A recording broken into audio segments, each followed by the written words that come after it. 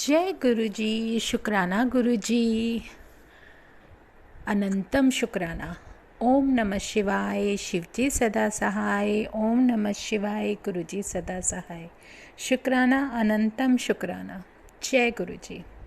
सच में जब अपने गुरु का नाम लेते हैं, अपने महाशिव को याद करते हैं, अपने रब को याद करते हैं, तो हमारी सोल के अंदर एक इतनी स्ट्रॉन्गनेस आ जाती है जिसको कोई भी झुठला नहीं सकता। ये बहुत बड़ी हकीकत है। कुछ ऐसा हमारे साथ जो हमारे आसपास घटित हो रहा होता है, संगत जी, वो सब हमारा रब हमारी आँखों के सामने लेकर आने लगता है, सच दिखाने लगता है, जिससे कभी भी कोई आंखें बंद नहीं कर सकता। जो मुझे मेरा रब दिखा रहा है वो मेरी जर्नी के हिसाब से है। मुझे जो कुछ भी दिख रहा है, शुक्राना है मेरे महाराज का कि आप मेरी आँखों से जो पर्दा हटा रहे हो, जो दिखा रहे हो, वो तेरी कृपा है, बहुत बड़ी कृपा। जो तेरी ब्लेसिंग है वो हमारे लिए एक इतनी बड़ी इतनी बड़ी कृपा का रूप लेकर आती है ना संगत जी, जिसको हम सिर्फ अपनी सोल से फील कर सकते हैं। हम ये सब नहीं देख पाते जो कोई ऊपरी दिखावे से दिखाने की कोशिश करता है। हमारे मन से क्या निकलता है, हमारा भगवान हमें क्या देना चाहता है, हम क्या उससे मांगें और हम क्या उसे दें, हमारी औकात तो किसी भी तरह से, किसी भी तरफ से आप देखो, हमारे पास हम 1% या 0% भी उनके सामने नहीं है। क्या मांगेंगे हम, हमारी कोई हैसियत नहीं। क्या देंगे हम उन्हें जब हमारा कुछ है ही नहीं। जो हमें मिलेगा हमारे कर्मों के अनुसार मिलेगा। हम मांग भी नहीं सकते क्योंकि हम इस काबिल नहीं हैं कि हम उनसे कुछ मांग सकें। वो शक्ति, वो डिवाइन एनर्जी जो हमारे सामने है, विराजमान है, उसका क्या मन है, उसकी क्या कृपा है, वो हम कभी समझ ही नहीं सकते।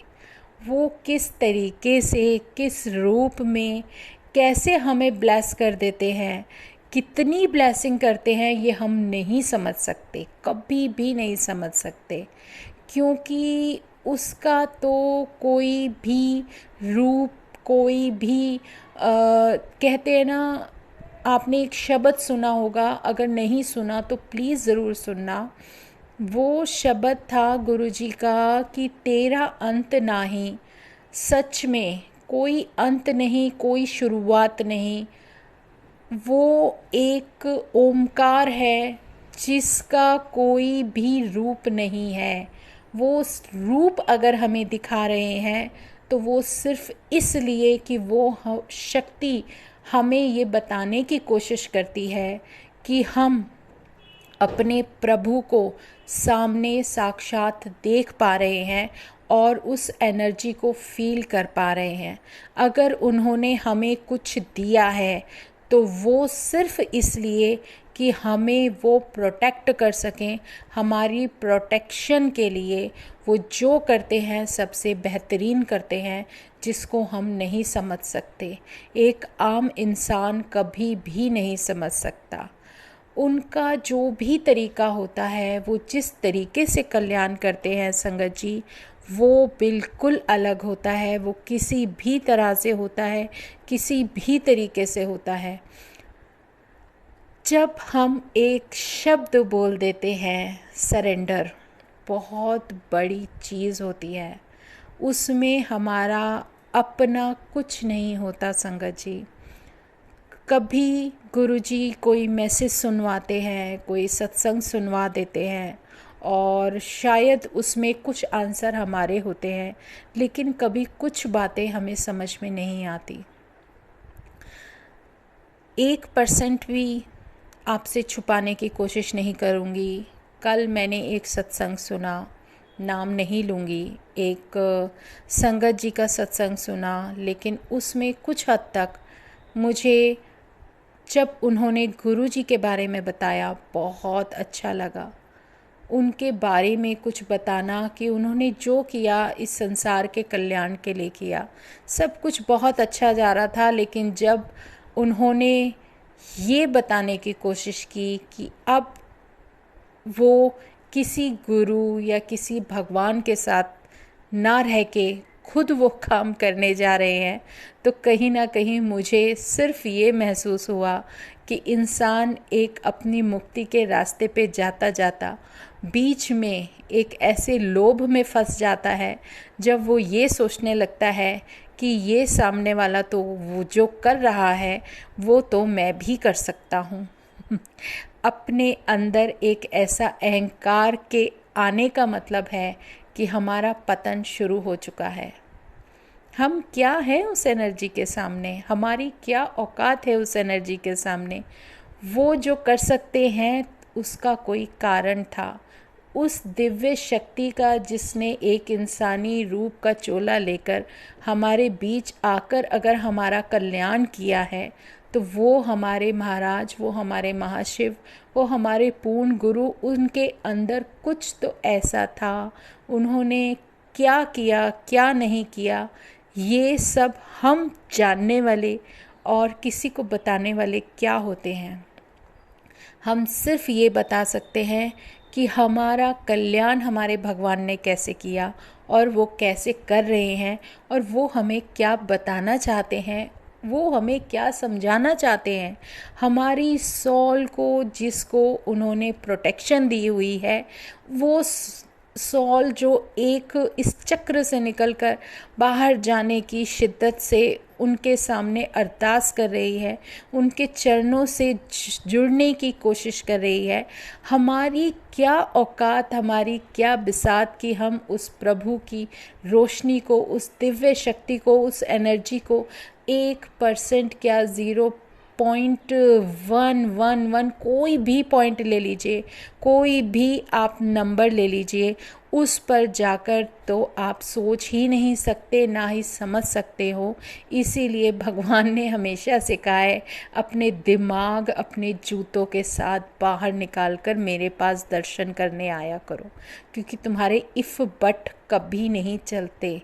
कोई एक आम आदमी आपकी सोल से रिलेटेड, आपका पुराना जन्म, कितने जन्मों से आपकी एंट्री उनके चरणों में हो चुकी है, कितने जन्मों से आप एक जर्नी में शुरू हो चुके हो, कितने जन्म आप ले चुके हो, कितने आपको कर्म जो आपको अभी काटने हैं। कोई ऐसी शक्ति नहीं है, कोई ऐसी सॉल नहीं है जो आपको ये बता सके कि आपके पिछले कितने जन्म थे। आपको समझ जाए, आपकी सारी गंदी कर्मों की पोटली अपने चरणों में ले ले आपका कल्याण करने के लिए, और आप इस अहंकार में सामने बैठे हो कि देखो इन्होंने ये किया, इनको ऐसा करने से ये मिला, तो मैं भी कर सकता हूँ। कैसे कर सकते हैं हम ये सब? होते कौन है हम ये सब करने वाले? वो जो साक्षात भगवान तुम्हारे सामने बैठा है, वो महाशिव, उसके होने में भी तुम्हें शक होने लगता है, तो इसका मतलब कि तुम अभी उनसे बहुत दूर हो। तुम उस भगवान से जुड़कर भी नहीं जुड़े, तुम उन्हें समझ ही नहीं पाए हो। क्यों शक करना है अपने अंदर? किन सवालों को जन्म देना चाहते हो? पहले आप अपनी अंतरात्मा से पूछो कि आप हो किस काबिल। अगर आपने कितने साल इसमें लगा दिए और एक वो सॉल ऊपर से एक इंसानी जन्म लेकर धरती पर आती है, और वो सिर्फ इसलिए आती है कि मुझे इन लोगों का कल्याण करना है, और वो बचपन से वो सब कर रही है जिसको तुम करना चाहते हो, जिसे करने का लालच तुम्हारे अंदर है। वो डिवाइन एनर्जी, वो दिव्य शक्ति जो हमारे कल्याण के लिए, अगर हमने अपने प्रभु के चरणों में उसके सामने जाकर मत्था टेक दिया, हमें कॉल भी उन्हीं की आ रही है कि किसका नंबर है, किसका नंबर है मुक्ति का, किसका कल्याण उन्हें करना है, वो खुद हमें बुला रहे हैं। हमारे सब कुछ जो भी करना है वो कर रहे हैं, हमारे कर्म काट रहे हैं, हमें प्रोटेक्शन दे रहे हैं। हमें उस एनर्जी के साथ होने का एहसास होने लगता है, और अगर हम अपने दिल से और सच्चे भाव से उसके सामने अपना सर झुकाते हैं तो हमारे सामने साक्षात भगवान होते हैं। अगर तुम उसमें भी शक करोगे कि वो भगवान है या नहीं, वो तो एक आम इंसान थे, तो शायद तुम उनके चरणों के आसपास भी नहीं पहुँचे हो। मुझे ये कहते हुए भी अजीब सा लगता है कि जब हमारे मन में सवाल आते हैं, जब हमारे मन में क्वेश्चंस आने स्टार्ट हो जाते हैं, जब हम ये सोचते हैं कि जिस डिवाइन एनर्जी के सामने हम अपना सर झुका रहे हैं, क्या वो भगवान है, तो फिर आप जा क्यों रहे हो वहाँ पर?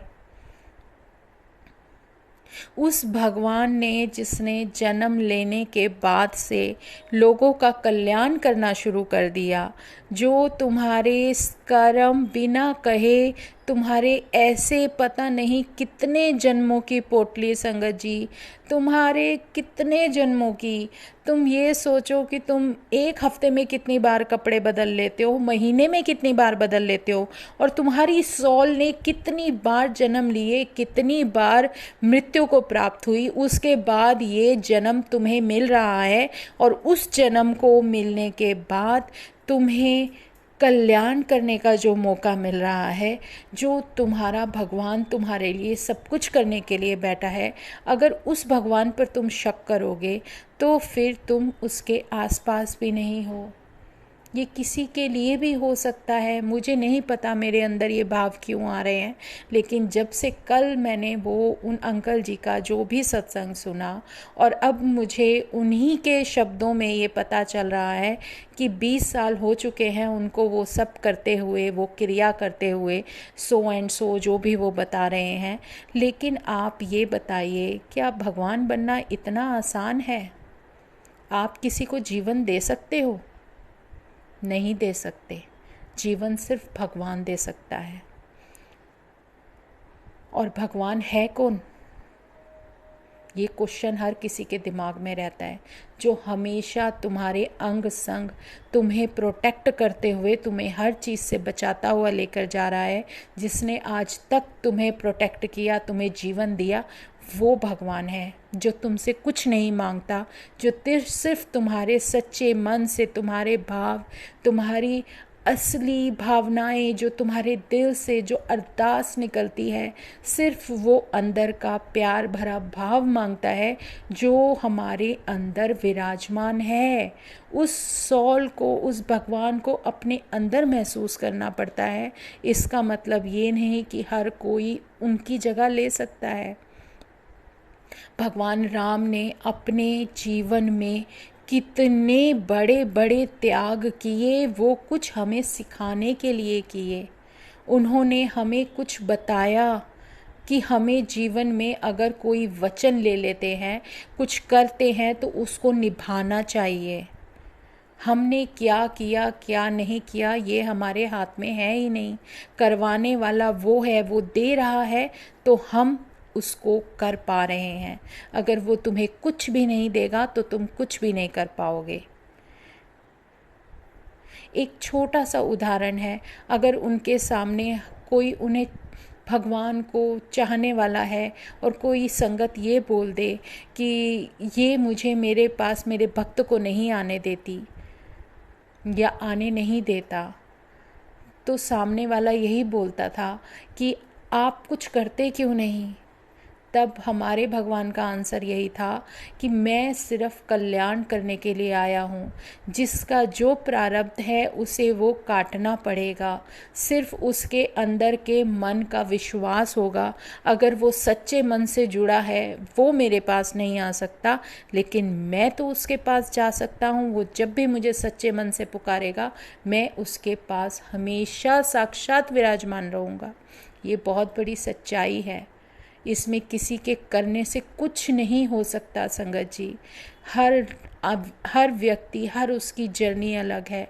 एक प्रभु तुम्हारे सामने बैठा है, तुम्हें खुद कॉल करके बुला रहा है, तुम्हारा कल्याण करना है, तुम्हें किसी चीज़ से बचाना है। तो शायद तुम्हारा वो वक्त आ गया है कि जो पीड़ा तुम ले रहे थे, शायद इस जन्म में वो पीड़ा ख़त्म हो चुकी है। हर चीज़ की उम्र होती है संगत जी, नेगेटिविटी की भी उम्र होती है, जैसे पॉजिटिविटी, जैसे रात होती है आपके जीवन में। अगर आप अपने लाइफ में देखो, एक रात आती है तो उसका भी कोई टाइम सीमित होता है। जब सनलाइट आती है तो उसका समय ख़त्म हो जाता है। वही पॉजिटिव एनर्जी जिस तरीके से सनलाइट हमें मिलती है, ऐसे ही हमारा रब हमें एक पॉजिटिव एनर्जी देता है और हमारे जीवन के उस अंधेरे को ख़त्म कर देता है जो अंधेरा हमारे जीवन में ग्रहण बनकर रुकने के लिए तैयार है। आप ये देखो, अगर हमारे कपड़ों पर, ये तो सीधी सादी सी बात है, हमारे बालों पर या कपड़ों पर कोई बहुत गंदी चीज़ चिपक जाती है ना, चिंगम ही ले लो, अगर आप उसको हटाओगे तो कितना फंसते जाओगे, दोबारा दोबारा दोबारा दोबारा। वो हटने का नाम नहीं लेती, बहुत मेहनत करनी पड़ती है उसको हटाने के लिए।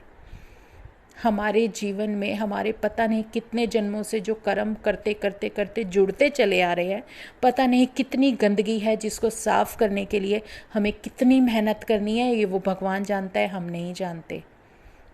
वो सिर्फ हमें मार्गदर्शन देते हैं, हमें समझाते हैं हमें अपने जीवन में क्या करना है।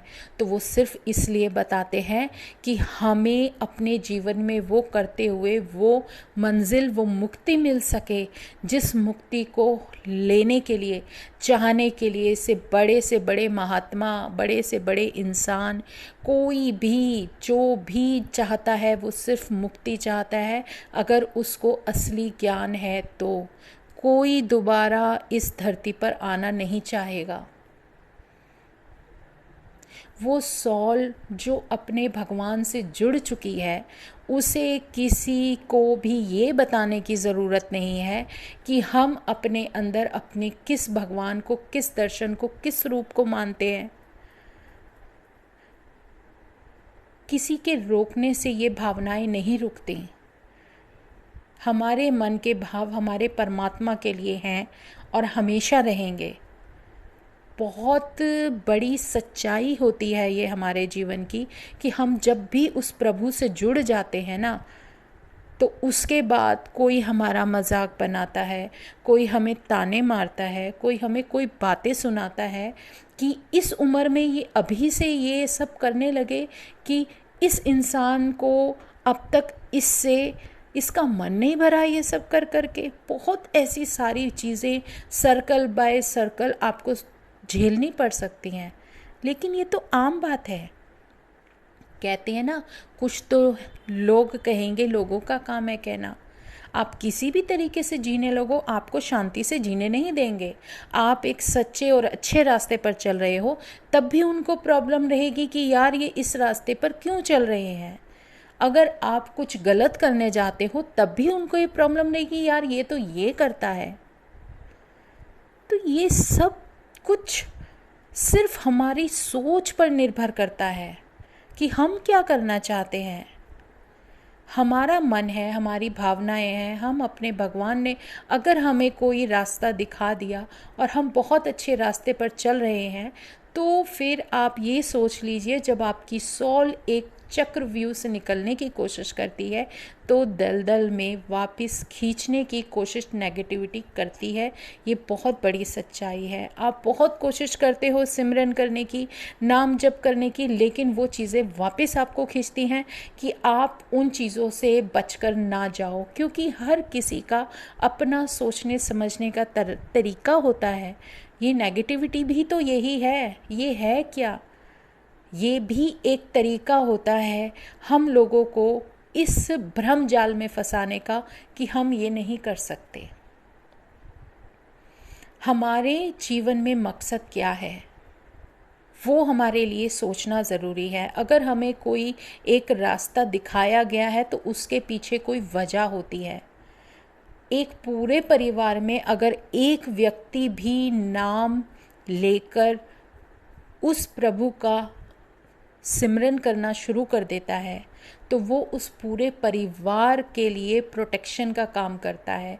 ये बहुत बड़ी हकीकत है। कोई वजह होती है प्रभु हमें नाम से जोड़ते हैं। वो नाम क्यों देते हैं? हमारा तो भगवान ऐसा है, वो हमसे कुछ भी नहीं मांगता, ना हमें कहीं जाना, ना हमें कुछ करना, ना किसी को कुछ देना कि हमें नाम दान दो। क्यों? आपने एक वो प्रसंग सुना होगा जो कि एक गुरु ही हुए हैं, उन्हीं में कौन से गुरु हैं मुझे याद नहीं, लेकिन हाँ मैंने इतना सुना है जो मेरे प्रभु ने सुनवाया कि उनके कोई गुरु नहीं थे लेकिन उन्हें गुरु का नाम लेना था।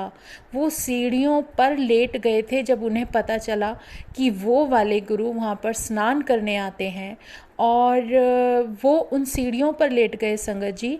और जब वो गुरुजी सुबह स्नान करने के लिए आए और उनका पैर गलती से उसको टच कर गया तो उनके मुंह से निकला था राम।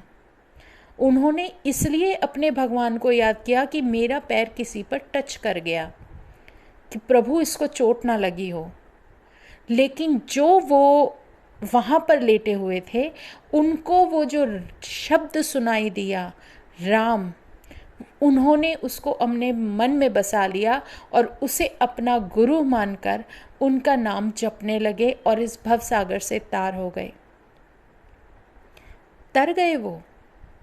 एक ये प्रसंग सिर्फ इसलिए मुझे इम्पॉर्टेंट लगता है कि एक वो भावना जिसमें तुम्हें कोई कुछ नहीं दे रहा, लेकिन तुमने अपने सच्चे मन और भाव से, अपने कर्मों से उसको अपने जीवन में अपना लिया। उस नाम को आपने इतना सिमरन किया कि वो साक्षात तुम्हारी रक्षा करने के लिए खड़ा हो चुका है। अपने जीवन में हम फाइट करने के लिए तैयार हो चुके होते हैं। बहुत चीज़ें ऐसी होती हैं जो आपको वापस खींचने की कोशिश करती हैं, लेकिन हमें नहीं डरना होता। हमारे अंदर का जो डर होता है ना संगत जी, वो डर हमारे अंदर से सिर्फ हमारा भगवान का, परमात्मा का नाम ही हटा सकता है, उस डर से निकाल सकता है। उस डर से हमें बिल्कुल इस तरीके से अलग कर देता है कि हमें कुछ नहीं सोचना, जो होगा वो होगा ज़रूर, जो होनी है वो होगी ज़रूर, क्योंकि प्रारब्ध के कार्य में हमारा भगवान कभी हस्तक्षेप नहीं करता। सिर्फ वो हमें उस घड़ी पे जब वो ये सब घटित होना होगा वो घटेगा, लेकिन हमारा भगवान हम पर आँच नहीं आने देगा और हमें उन चीज़ों से बचा लेगा। ये हमारा विश्वास है और ये बहुत बड़ी सच्चाई है, और यही सब होता है जब इसकी हम इम्पोर्टेंस समझ जाते हैं ना कि नाम लेना क्यों ज़रूरी है। अगर पूरे परिवार में एक व्यक्ति भी नाम से जुड़ जाता है तो वो अपने पूरे परिवार को बचाकर चलता है, क्योंकि जहाँ पर प्रभु का नाम लिया जाता है ना संगत जी, जो एक संगत नाम जपने लगती है, जब वो उसकी इम्पोर्टेंस समझ जाती है और उस नाम को अपना लेती है, तो उस पूरे परिवार पर कभी किसी भी गलत चीज़ की कोई छाया नहीं पड़ सकती, उसको कभी कोई गलत हाथ नहीं लगा सकता। ये बहुत बड़ी सच्चाई है। इसीलिए हमारा नाम से जुड़ना, हमारे भगवान से, सिमरन से जुड़ना बहुत ज़रूरी है। चाहे कोई भी हो, अगर तुम करना शुरू करते हो तो कर्म कटने शुरू हो जाते हैं, और वो प्रभु जो हमारे कल्याण के लिए साक्षात हमारे सामने बैठा है, हमारे सारे कष्ट हमें बताकर कुछ नहीं करते। वो तो बहुत बड़ी दिव्य एनर्जी है, दिव्य शक्ति है। वो सिर्फ वही करती है जो उसको पता है कि मेरे लिए क्या सही है, मुझे कब किस चीज़ से बचाना है। वो तो पता नहीं कितने जन्मों तक देख चुकी है, पिछले देख चुकी है, फ्यूचर देख चुकी है, प्रेजेंट देख चुकी है। वो जैसे बचाएगी उसकी मर्ज़ी। हमें जो काम दिया गया है, हमें काम दिया गया है कि हमें नाम सिमरन करना है बस। और वो नाम कोई भी हो सकता है। आप भगवान राम का नाम जपो, भगवान कृष्ण का जपो, भगवान कोई भी, विष्णु भगवान हो, आपके नानक जी हैं, आपके जो भी गुरु हैं, आप उनका नाम लो, आप माता रानी का नाम जपो, लेकिन जिसका भी जपते हो, जो रूप आपको पसंद है उस रूप को अपने मन में ऐसा बसा लो कि उस रूप से जब आप जुड़ जाते हो तो वही दर्शन हमारे आँख बंद करते हुए हमारे सामने साक्षात हों, और हमारी आँख खोलने पर भी वही प्रभु साक्षात्कार हों। सच मानिए, एक ऐसी अवस्था आएगी जब आप जपते जपते धीरे धीरे आपके साथ जो घटने वाला है, जो होने वाला है, वो सब भगवान आपको दिखाना शुरू कर देंगे और वो विजन्स आपको मिलने शुरू हो जाएंगे, जिसके लिए हम कभी भी सपने में भी नहीं सोच सकते कि ये सब चीज़ें होती हैं या हमारे साथ हो सकती हैं। ये बहुत बड़ी हकीकत है और इसमें हम कुछ नहीं हैं, हम शून्य हैं, शून्य। इस शून्य के आगे अगर 1 लगा दिया जाए तो वो 10 हो जाता है। जो भी नंबर लगाओगे उस नंबर की पावर आती है। हम शून्य हैं, अगर हमने अपने प्रभु के चरणों में अपना सर रख दिया तो वो ताकत हमारा भगवान हमें दे रहा है और कोई नहीं दे सकता जो ताकत हमारा प्रभु हमें देता है। सच में जब हम अपने भगवान के चरणों में, आप मेरा सत्संग ले लीजिए, मैंने अपने गुरु को, अपना प्रभु, मेरा परमात्मा जो मेरा महाशिव सामने बैठा है, अपने उस दर्शन को सब कुछ माना है, उसका नाम जप कर रही हूँ या उसका नाम जपती हूँ, जो भी उसने मुझे बताया वो मैं कर रही हूँ। अगर मैं अपने गुरु चरणों के सामने सर झुकाती हूँ तो मुझे भी वो गुरु चरण बहुत बड़े परमात्मा के चरण में दिखते हैं। वो विज़न देते हैं कि वो मुझे बताते हैं कि तू साक्षात महाशिव के चरणों में है, तुझे किसी डर की ज़रूरत नहीं।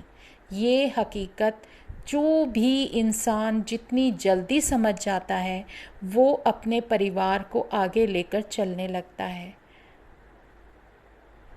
बुरा समय हर किसी इंसान पर आता है और आएगा, ये बहुत बड़ी हकीकत है। हर कोई फेस करता है, जीवन मिला है तो दुख सुख दोनों झेलने के लिए, दोनों एक ही बराबर होने चाहिए। दुख आ रहा है तो हमें ज़्यादा दुखी नहीं होना, सुख आ रहा है तो ज़्यादा सुखी नहीं होना। आप उस चीज़ को एक सीधे रास्ते पर लेकर चलने लगो, इक्वली सब कुछ बर्दाश्त करने की कोशिश करने लगो और वो सब हमें नाम देता है। संगत जी, आज हम सत्संग में विराम करते हैं, वरना मेरे अंदर इतनी बातें, इतने भाव आते जाते हैं कि मैं आगे आगे आगे उसको लेकर समय ज़्यादा ना ले लूँ। तो कल हम फिर अपने भगवान की वडियाई करने के लिए ऐसे ही जुड़ेंगे। तो शुक्राना गुरु जी, अनंतम शुक्राना। ओम नमः शिवाय, शिव जी सदा सहाय। ओम नमः शिवाय, गुरु जी सदा सहाय। जय गुरु जी, जय गुरु जी, जय गुरु जी। बस सबका कल्याण करते रहना, हमारे साथ हमेशा ऐसे ही विराजमान रहना। जय गुरु जी। गुरु चरण दुख हरण। जय गुरु जी।